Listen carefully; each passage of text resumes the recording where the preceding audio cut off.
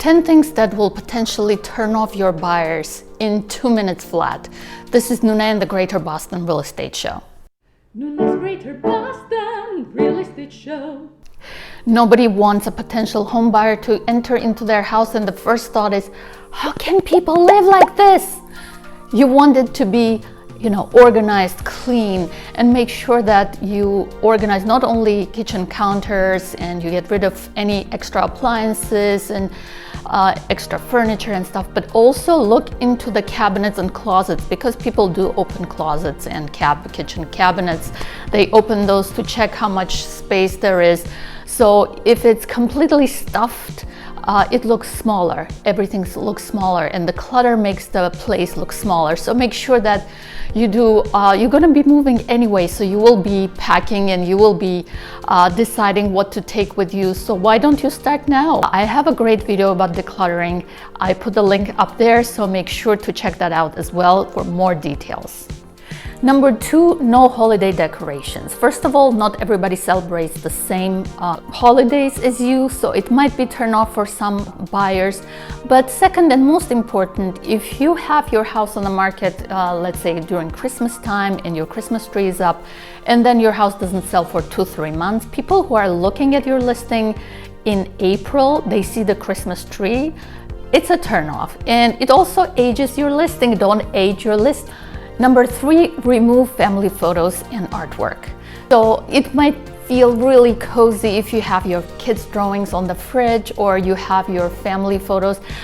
For example, that beautiful wall gallery that you created of your family, that has to go. I'm sorry. Instead, put something by kind of neutral painting from home decor stores and put it up. Things that make your home really homey, making the buyers really uncomfortable, because instead of envisioning themselves living in the property, they feel that they're invading your privacy and they're in somebody else's home. Number 4 is smells. People notice those smells. You might be nose blind at this point to the smells that are in your house, but other people notice it right away. It may be pets or cigarette or musty odors in the basement. Those are major turnoff for clients. And sometimes when I walk with my clients into a house, they notice, oh, it's a good house, it has a good layout, it has good light and this and that. And then they come out and say, you know what, we didn't fall in love with the house. And they can't put their finger on it. But a lot of times those little things like smells can turn people off.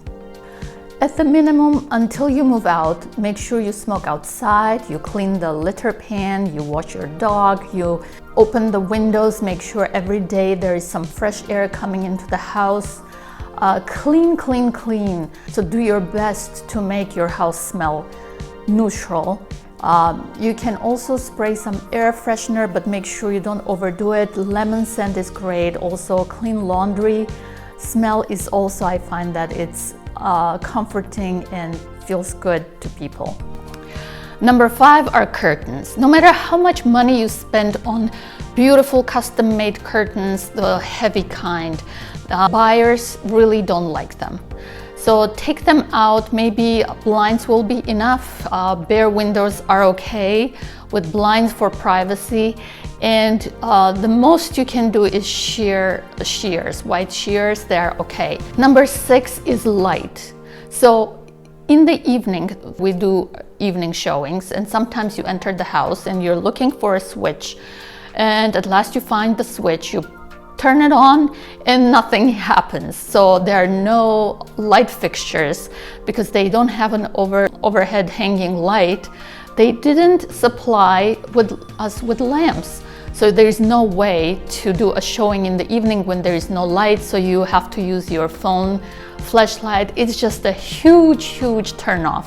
So make sure that every room in your house has light source and that people can find it easily. But better yet is to have them put a timer on it and have the lights go on in the evening, let's say 5 to 8 o'clock. We're not doing any showings after 8 p.m. So for 3 hours, have all the rooms be illuminated. Also, I wanted to mention that if you have a chandelier that you love and you are going to take with you, make sure you disassemble and pack it already. I find that people who live on first floors, especially tenants, they tend to have dark windows. They cover their windows. Besides blinds, they also put some dark black fabric on it. And you're going with your clients to the showing, the place is pitch dark in the middle of the summer, 2 o'clock in the afternoon. Make sure those dark, heavy fabrics and blinds and everything is removed so that the natural light can come in. Number 7 is wall colors. So that lime green living room that you enjoy and that red accent wall, those are fun to live in, but they're not good for selling. So make sure that all those rooms are painted over into neutral colors. Now look at my wall color. It's very kind of grayish, beige type of thing. Sometimes it changes color with how much sun we get in that room. But it's very light, warm gray. That's a perfect color for selling. Number 8 are bugs and other life forms. When you switch the light and suddenly all the creepy crawlers are running away, that's a really terrible feeling for a prospective home buyer. So make sure you hire help and get rid of mice or any life form that you have in your house. Number 9 is wallpaper.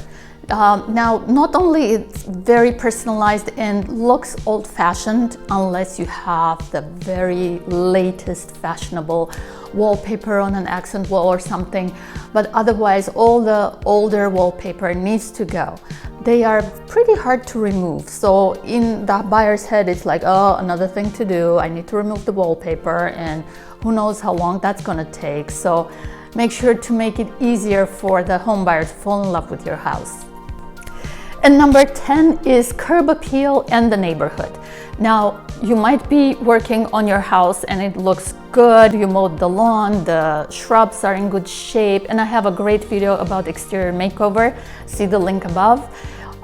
So you did all that work and your buyers go in, they love how it looks, they're inside, they look out, and what they see is mess in the neighbor's yard. It's trash everywhere. Or the house looks like it's gonna fall apart or something like that. It's a major turnoff. I have seen my clients decide not to buy a house because the neighbor's house looks really bad. So they envision every time they're gonna look out at the bedroom window, they're gonna see that trash and then it's gonna be on their nerves.